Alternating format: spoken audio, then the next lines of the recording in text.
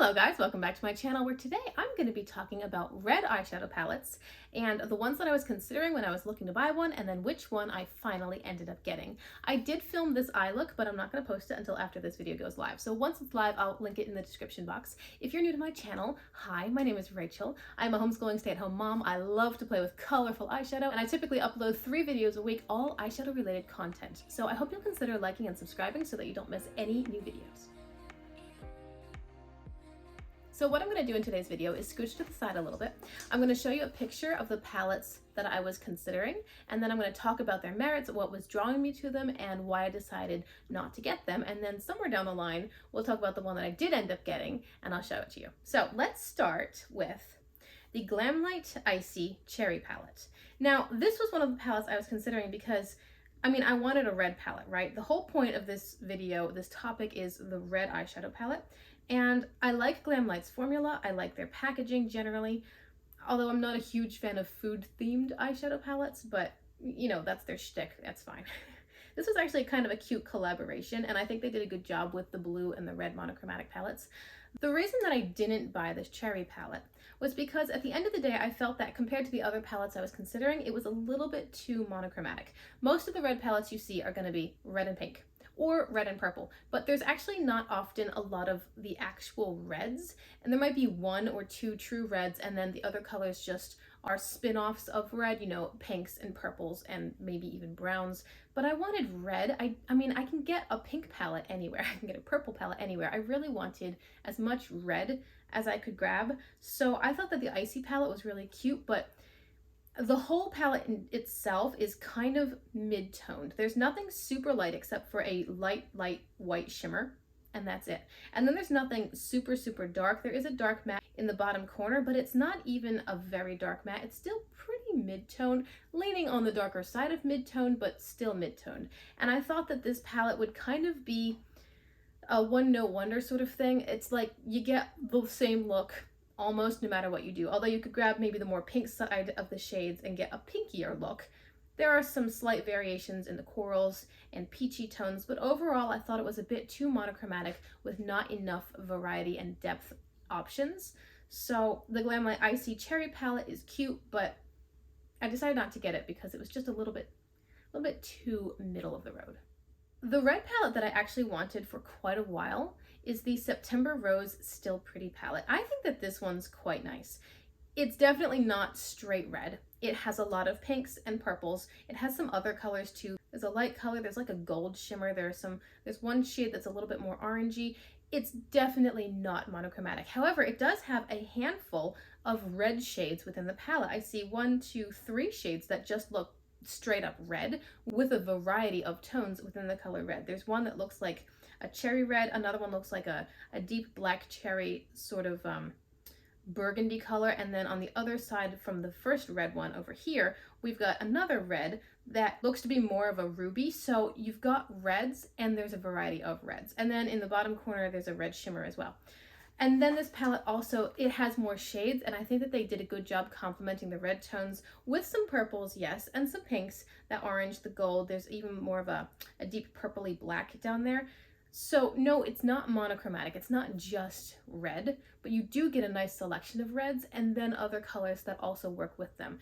And there's a good variety of depth from light, medium, dark mattes. You've got a couple of shimmer options. This is the palette that I've wanted for a while. I had seen a couple of reviews on it and they were all good. I mean, it wasn't like a mainstream everybody has this palette sort of situation, so it wasn't as easy to find reviews, but the ones that I saw were quite good. This was for me a first place contender. I pretty much had decided I wanted this palette. In fact, on Poshmark I several times made an offer on the palette, but the seller never got back to me, that my offer just expired. They never responded, and I was a little bit worried that maybe something had happened. So if I were to just outright buy the palette, maybe it wouldn't get sent to me because the seller was totally unresponsive.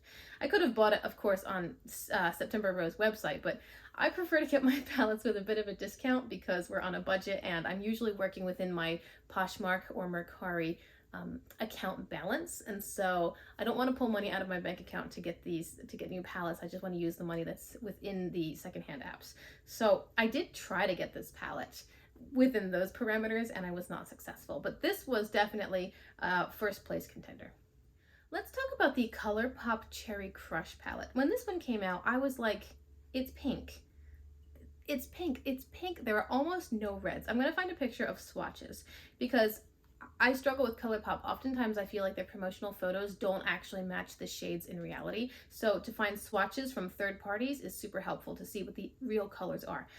The swatches are beautiful. I like Colourpop a lot. I think that this is probably their good quality. It looks like everything's swatched nicely. There's no patchiness, but the whole palette is really more berry pink tones. There's like one really good red shade, I think. And we've got a few purples, and then the rest are pinks. And unlike the September Rose palette, there's not a huge range of depth, and there aren't enough other colors to really make sense as far as, okay, we've got, it's a 9-pan palette, so could we have 3 really good reds and then add in 6 pinky, purpley, mauvey tones to work with the reds? No, it's essentially 8 pink tones. And I mean, a couple of these are just straight up hot pink, like they are pink. And watermelon-y, coral kinds of tones with red in them, but still not reds. And when I saw people doing reviews of this palette, I saw a lot of pictures on Instagram. Yes, it's a pretty palette, but everybody's looks were pink. They didn't look red to me at all. So this was a cute cat palette, but I just thought that it didn't actually offer enough reds, considering that it's the Cherry Crush, it's supposed to be a red palette. And I also felt the packaging was rather childish. I don't really like the packaging. It just seems very adolescent, very little girlish sort of, and I didn't want that.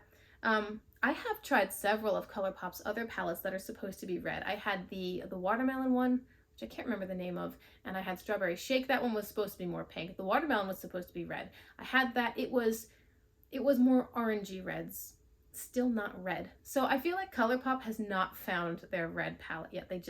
They haven't gotten there yet. So the Cherry Crush palette is cute, but it's not what I wanted when it came to getting a red palette.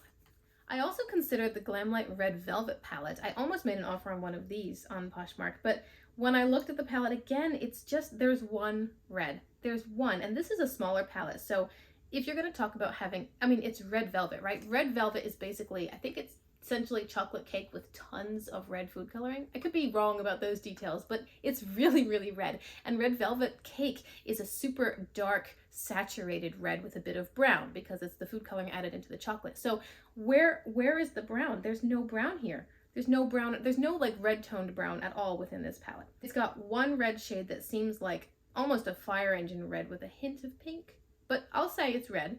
But then everything else is very pink, coral, peach, or more on the purple side. I think that the colors within this palette are really pretty. I really, really like some of these purple tones, but they're not red. And I have purple and pink tones elsewhere in my collection, and the whole point was to get a red palette so that I could do a red look. I thought that this was pretty, but I don't think I would have named it Red Velvet because it doesn't in any way resemble red velvet cake. It does have a decent variety of light, medium, dark tones. There are 2 nice deepening shades. One's a matte and then one's like a dark purple shimmer. So that's nice. You could deepen out any of these mattes using that dark purple. I think it's got a good variety within the palette, and it's got some highlight colors. It's got a couple different shimmers and pretty shades. It's a pretty palette, but it's not red. For a while, I considered the Natasha Denona Love palette. This one I have seen from many different sellers on the secondhand apps, usually quite reasonably priced. I think originally it's a $65 palette, but you can get it on the secondhand sites for maybe around 30-ish, and sometimes sellers are willing to work with you. I think that the Love palette is nice. This one is very well reviewed.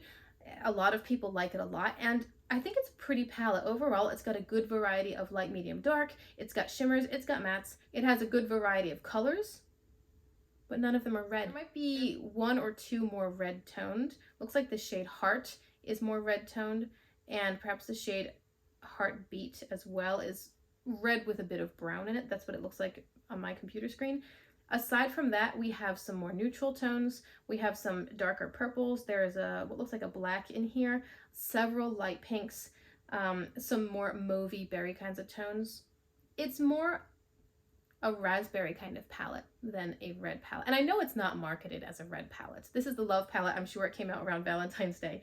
It's pretty, people love it, but for what I was looking for, I don't think that this would have fit the bill. It's nice, but I feel like it's just not very interesting.